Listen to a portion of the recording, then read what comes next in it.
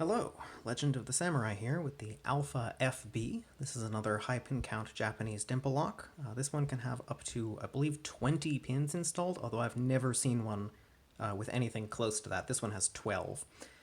They are arranged in 4 rows, horizontal left and right, and then top diagonal left and right. And it also has an interactive that overlifts one of the pins slightly out of the keyway.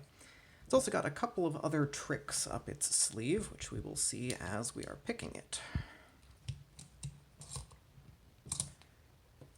So, to start off, I'm going to put a little bit of a wiper insert in the bottom of the keyway. That's not doing anything for now, but it becomes important in a moment. And then I have a tight-fitting tensioner. Everything in here is spools. Drivers, key pins, all of it. It's all spools. So we have lots of wiggle room. We're already in the false set. So I'll be going in with a flag and see if I can get this open.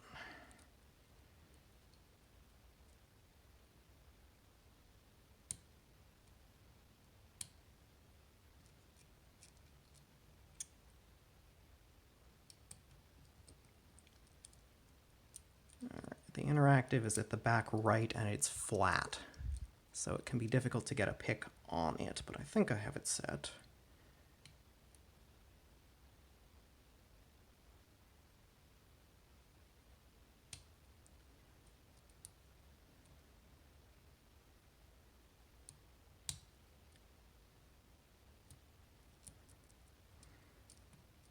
And to set anything, I'm applying light tension up on the pin with the flag and then counter-rotating until it sets.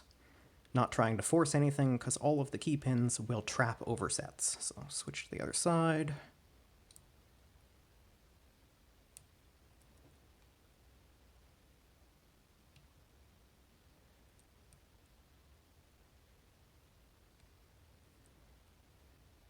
Hopefully. Aha, there we go. So this is stage 1 of picking. So the way this is set up, all of the pins are arranged in pairs. So if you've got a pin on the right side, you have a pin in the top left, exact same horizontal position. All of the pins are like that, which means the drivers will line up, and all of the drivers are sufficiently long that even on a shortest key pin with the shortest driver, it doesn't expose the spring across shear, so it is absolutely designed to relock as you pick it.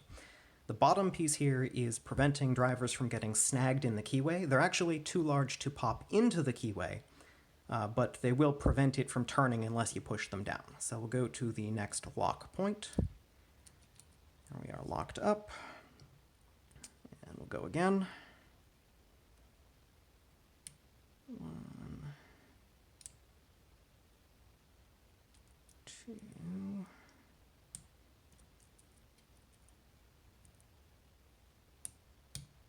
3,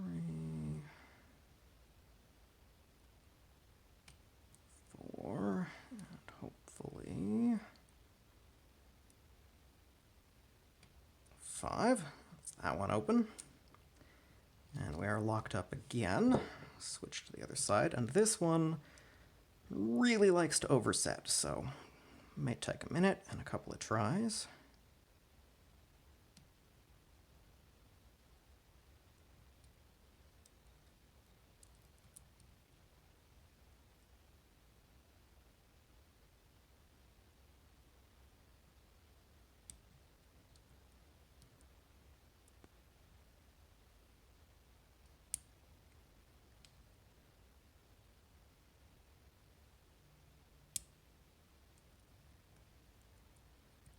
Alright, so 5 overset, so I'm gonna let off and hope it drops.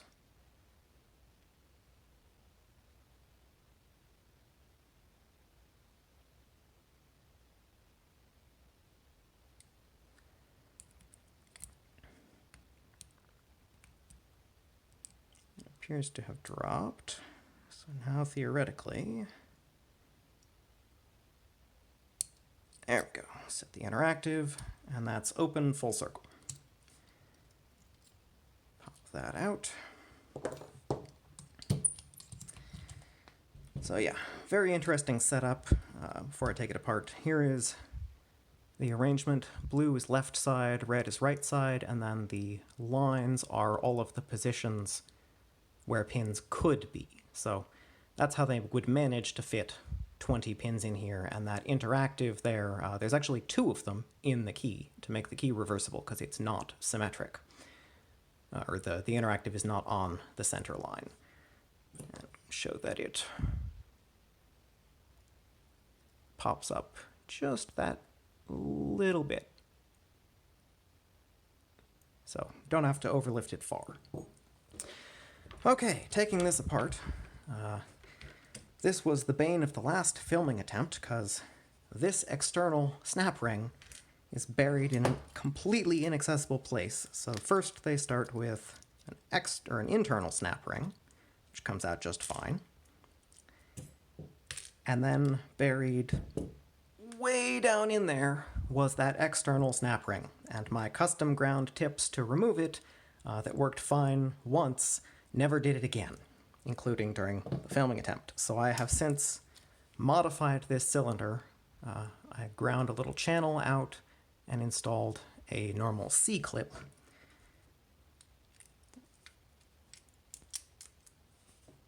Which can be popped out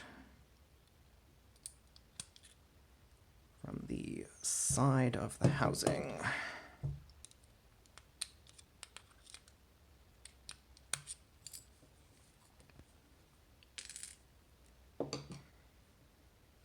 All right, and then I have a custom follower with a divot on the end because the back of the plug has that matching angle.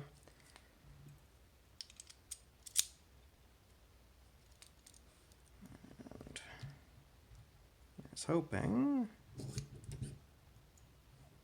There we go. Get the key out of there. Get this in a tube. All right.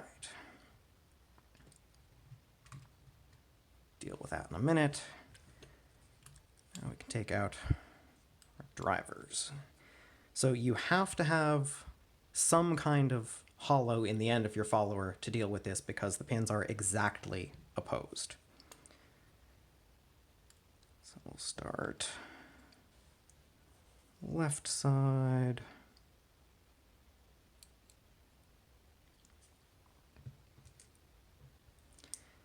And also, you very much want to keep track of what springs go where, because there are 3 different styles of spring. Let's see, here's the first one.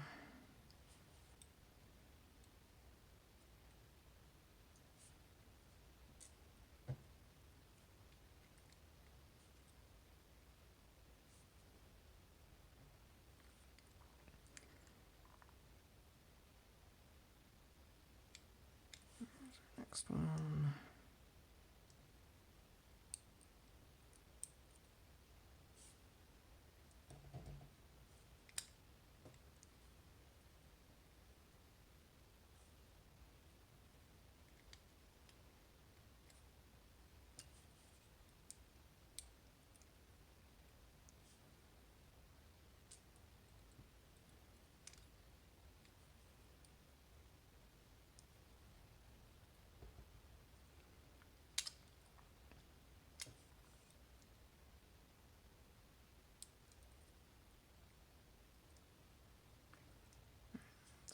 Left.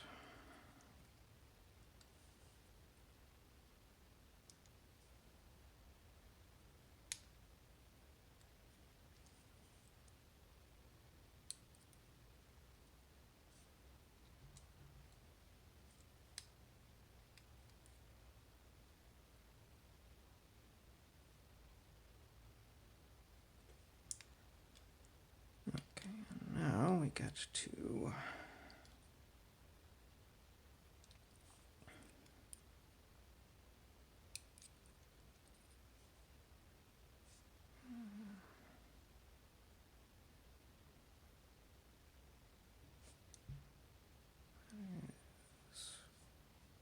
top left.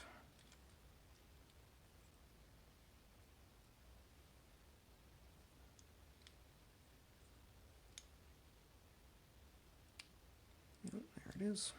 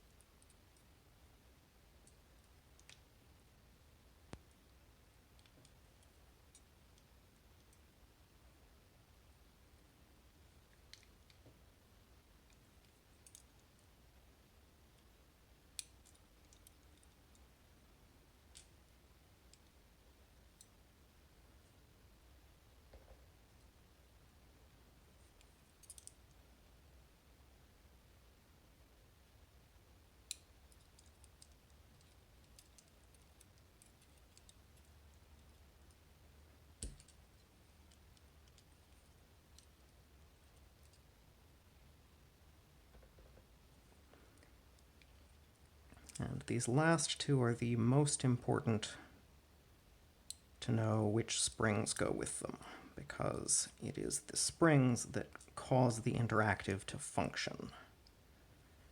So this spring on the right side is much weaker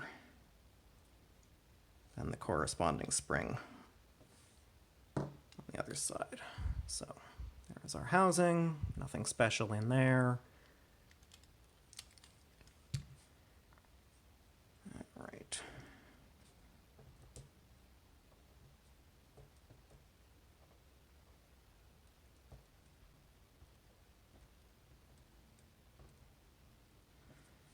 Now, deal with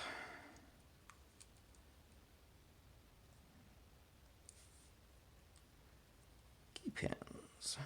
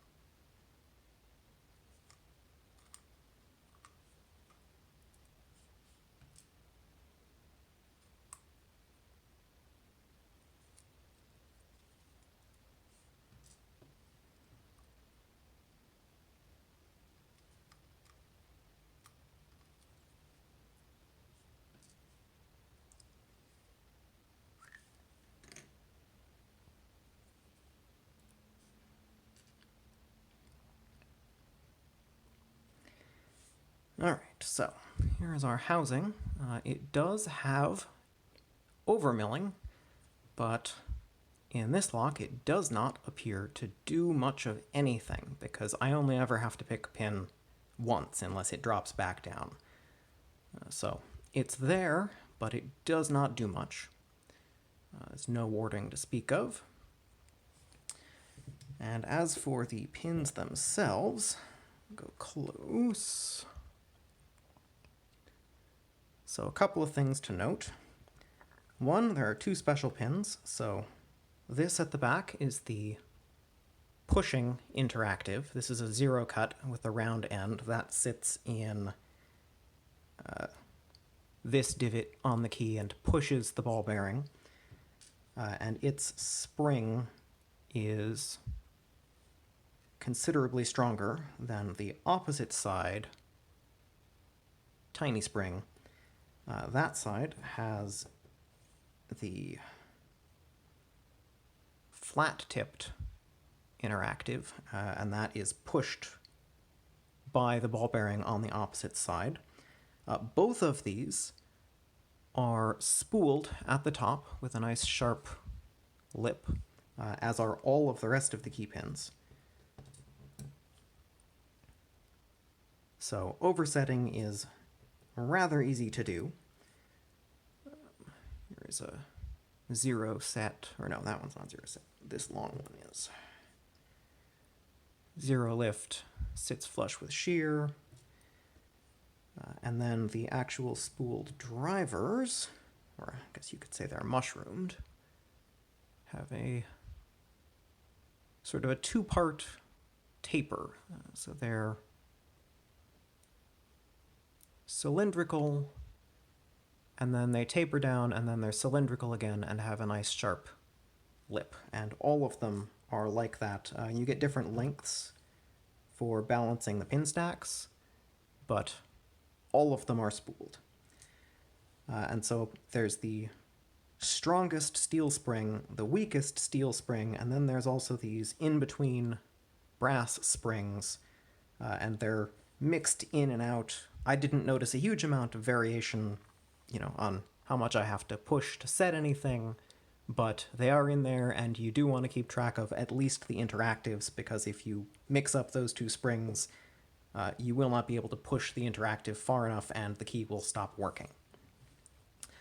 So that is the Alpha FB. These are really, really fun locks to pick. You should definitely try to pick one up if you're interested in high pin count. It's all spools. It's all very, very precise, dealing with feedback. It will teach you a lot about counter-rotating to set things and being very careful on the tension there so you don't shoot anything up into an overset. But it's also relatively forgiving in that you can back off tension, and usually, if you're following a rough binding order, you can drop just the last pin that you've overset and start again. And it will not self-destruct if you spin the plug without a bottom piece in. You can always push down those drivers and turn back to lock it. But if you want to practice picking, full 360 on something, it's a good one for that. At least mine is only drilled for where there are pins. So there's relatively little risk of doing that. The only issue is gutting it. It does have these cover strips crimped in place, but the only way to get at them is to undo the face cap crimps, and that pulls that off. If you're fine not having the face cap there, then that may be an easier way to gut this. It would make progressive pinning it a lot simpler too. But I wanted to keep this one intact, so I'll just gut through the back. In any case, that is the Alpha FB, picked and gutted. Very fun lock. Thanks for watching, and have a nice day.